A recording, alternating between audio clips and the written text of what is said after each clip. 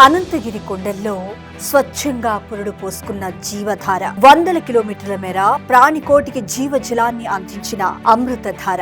గత బీఆర్ఎస్ ప్రభుత్వం స్వార్థం, నిర్లక్ష్యం వల్ల కాలకూట విషంగా మారింది. ఒకప్పుడు సుందరంగా ప్రవహించిన మూసీ నది నేడు దేశంలోనే అత్యంత ప్రమాదకర నదుల జాబితాలో చేరి కాలుష్య కాసారమై ఘోషిస్తోంది. పరిశ్రమల రసాయనాలు, హాస్పిటల్స్ వ్యర్థాలు, నగరంలోని మురుగునీరు, చివరికి జంతు కళేబరాలు సర్వం ఇందులోకి చేరడంతో మూసీ తన వైభవాన్ని, ప్రాభవాన్ని కోల్పోయింది. ప్రస్తుతం మూసీలో మురుగునీటి వల్ల తీర ప్రాంతాల్లో దోమల వెడత, విషపూరిత ఆహార పంటలతో ప్రజలు రోగాల బారిన పడుతున్నారు. ప్రపంచంలోని అత్యంత కలుషిత నదుల్లో మూసీది 22వ స్థానం అంటే పరిస్థితి ఎంత భయానకమో మనం అర్థం చేసుకోవచ్చు.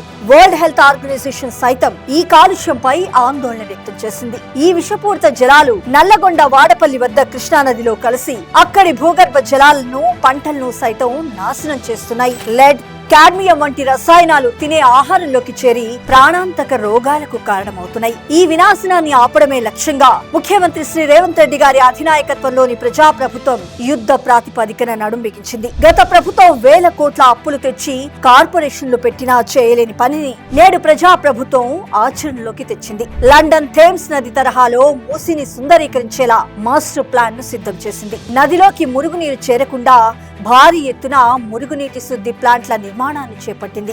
FTL బఫర్ జోన్లలో ఉన్న అక్రమ కట్టడాలను తొలగిస్తూ నదికి పూర్వ వైభవం తెచ్చేలా కఠిన నిర్ణయాలు తీసుకుంది ప్రజాప్రభుత్వం. మూసీ పరివాహక ప్రాంతంలోని పేదలకు అన్యాయం జరగకుండా వారికి ప్రత్యామ్నాయ వసతితో పాటు తగిన పరిహారాన్ని కల్పిస్తూ పునరావాస చర్యలు చేపట్టింది. మూసీని లండన్ థేమ్స్ నది తరహాలో సుందరీకరించాలని, రివర్ ఫ్రంట్ డెవలప్మెంట్ లో పార్కులు, నడకదారులు ఏర్పాటు చేయాలని ప్రజాప్రభుత్వం లక్ష్యంగా పెట్టుకుంది. మూసీ పరివాహక ప్రాంత ప్రజల బ్రతుకులు ఇక్కడే మగ్గిపోకుండా కొత్త దారులు చూపిస్తుంది.